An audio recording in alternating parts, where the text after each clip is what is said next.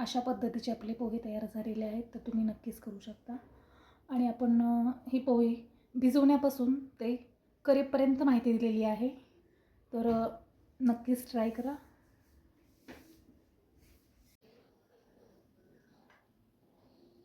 इकडे आपण आता पोहे काढून घेतोय.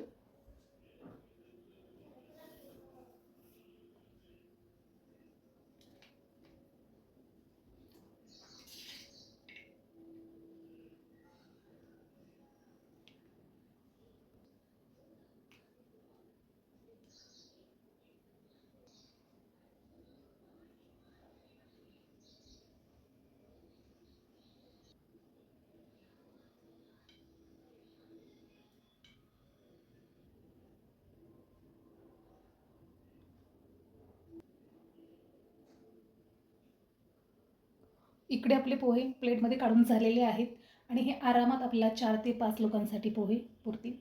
तर आता आपण यावरती थोडीशी कोथिंबीर घालणार आहोत.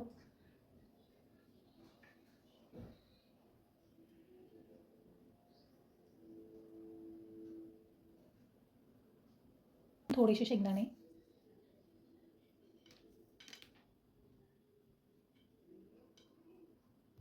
तुमच्याकडे जर बारीक शेव असेल तर ते सुद्धा घालू शकता तुम्ही.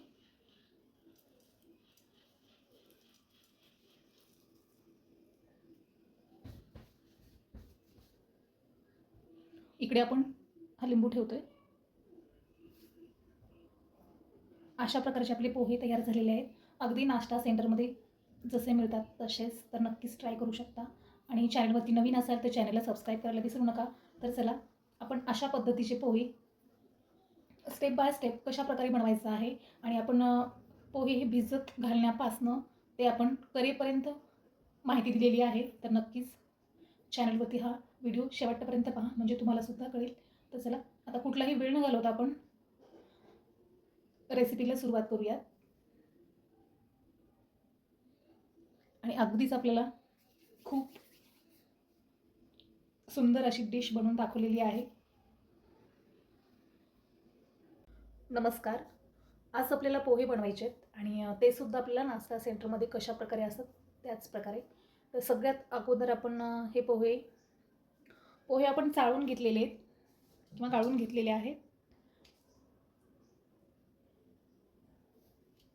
अशा प्रकारचे आता आपल्याला हे भिजवून सुद्धा घ्यायचे आहेत. आणि भिजवत असताना पोहे भिजवण्यासाठी तुम्ही स्ट्रेनरचा वापर करा, म्हणजे यात बिलकुल पाणी राहणार नाही. पाणी पूर्णपणे खाली निथळून जाईल. तर आता आपल्याला या पोह्यामध्ये पाणी घालायचे.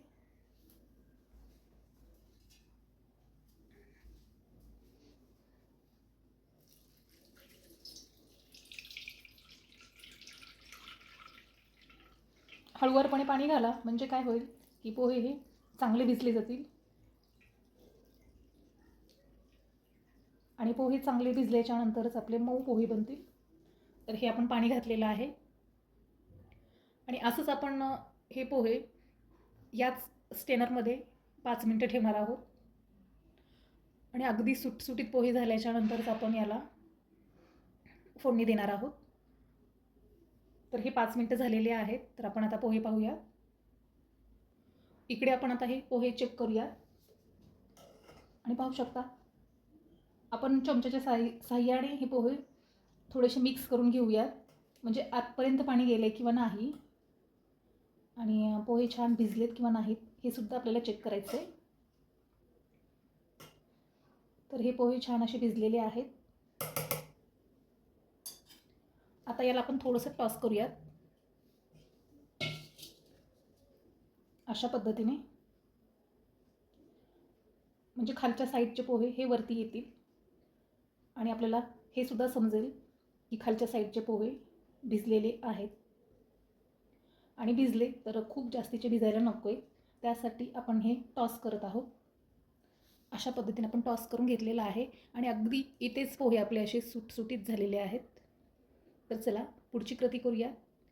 आणि पुढे आपण फोडणीसाठी घेतलेला आहे कोथिंबीर, कांदा, मिरची, कढीपत्ता. हे अगदी बारीक साहित्य कट करून घ्यायचं आहे. चला, आता पुढची कृती करूयात आपण. इकडे आपण एक कढाई घेतलेली आहे आणि गॅसवरती सुद्धा ठेवली आहे. तर आता आपण गॅस ऑन करूया. आता आपल्याला इकडे तेल घालायचं आहे. पोहे बनवण्यासाठी तेल थोडं जास्तीचं लागतं, त्यासाठी आपण हे थोडंसं जास्त तेल घातलेलं आहे. इकडे तेलसुद्धा गरम झालेलं आहे. तर आपल्याला सुरुवातीला शेंगदाणे थोडेसे तळून घ्यायचे आहेत. इकडे आपण शेंगदाणे तळून घेत आहोत.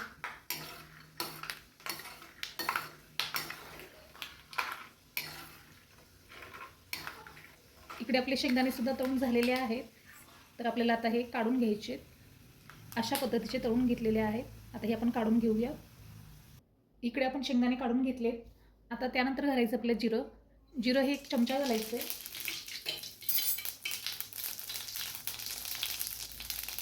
जिरंसुद्धा आपलं छान भाजून झालेलं आहे. त्यानंतर आपल्याला कांदा घालायचा आहे. पाहू शकताय हा कांदा घातला आहे. आणि कांदा आपण असा उभ्या साईजमध्ये कट करून घेतलेला आहे आणि तो थोडासा मोकळा करून घेतला आहे. तर तो कांदा घातलेला आहे. पोहे बनवत असताना सुरुवातीला कांदा हा भाजून घ्यायचा.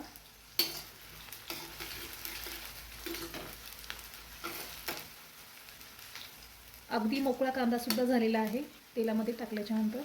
तर आणखीन याला थोडंसं आपण भाजून घेऊयात. इकडे आपला कांदासुद्धा असा भाजून झालेला आहे. त्यानंतर घालायचा आपल्याला कढीपत्ता.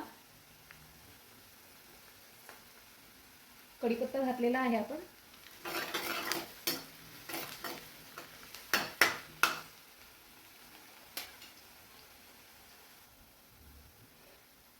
त्यानंतर घालायचे आपल्याला हिरवी मिरची.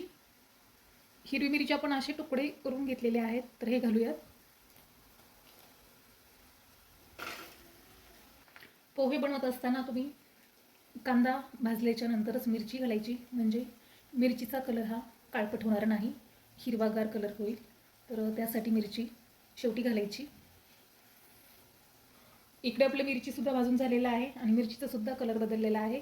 तर त्यानंतर घालायचं आपल्याला चवीनुसार मीठ. मीठ चवीनुसार वापरा. त्यानंतर घालायचं आपल्याला हळदी पावडर. हे मिक्स करून घ्या. इकडे आपण हळदी पावडर सुद्धा तेलामध्ये वापरलेला आहे. तेलामध्ये हळदी पावडर छान कलर देतं आणि मिक्ससुद्धा छान होतं, त्यासाठी आपण तेलामध्ये वापरलं आहे. आणि त्यानंतर वापरायचं आहे आपल्याला इकडे अर्धा लिंबू रस वापरायचा आहे.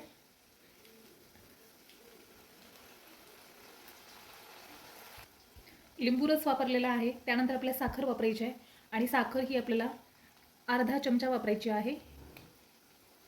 तर ह्यात मिक्स करून घ्या.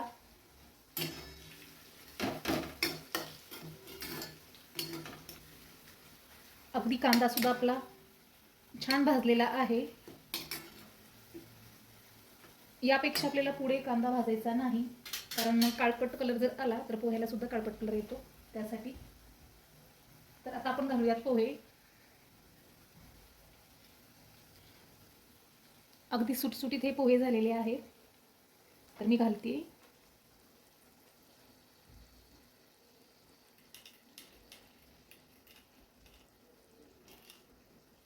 थोडेसे हाताने असे मोकळे करून घ्या, खालती राहिलेले पोहे जर चिकटलेले असतील तर.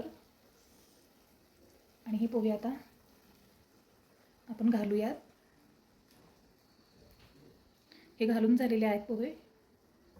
आता इकडे पोहे सुद्धा आपल्याला मिक्स करून घ्यायचे आहेत.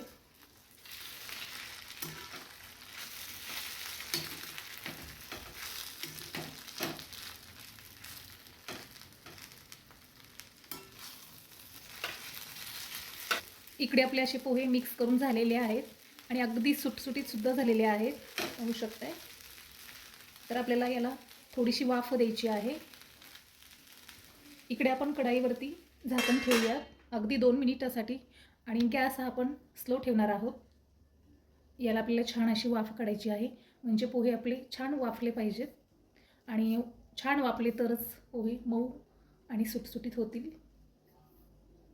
इकडे आपले 2 मिनिटं झालेली आहेत. तर आपण पाहूयात पोह्यांना वाफ कशी बसलेली आहे.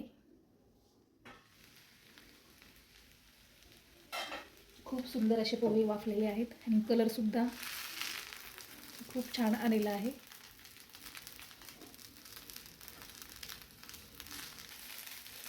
अगदी सुटसुटीत असे पोहे झालेले आहेत तयार.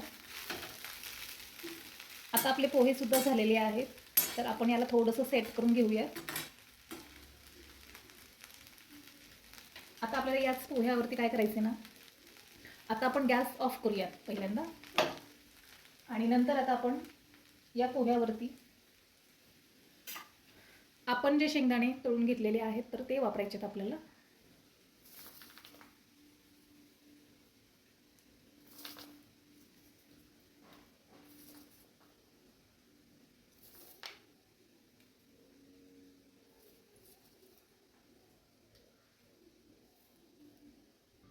इकडे आपले शेंगदाणे टाकून झालेत आणि त्यानंतर घालायचं आपल्याला कोथिंबिरी.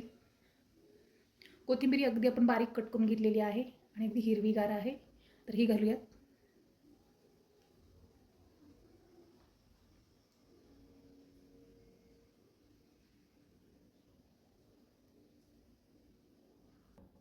इकडे पाहू शकताय आपण कोथिंबिरीसुद्धा घातलेली आहे वरून आणि शेंगदाणेसुद्धा भाजलेले घातले. तर अगदी तुम्हाला नाश्ता सेंटरमध्ये जसे पोहे दिसतात तसेच आणि चवीलासुद्धा सेम तेच. तर नक्कीच तुम्ही घरी ट्राय करू शकता आणि अगदी मी तुम्हाला कमी वेळेमध्ये पोहे नाश्ता सारखे कसे बनवायचे आहेत हे सांगितलेलं आहे आणि स्टेप बाय स्टेपसुद्धा माहिती दिलेली आहे. तर तुम्ही नक्कीच ट्राय करू शकता. चला भेटूयात आपण नेक्स्ट व्हिडिओमध्ये. तोपर्यंत धन्यवाद.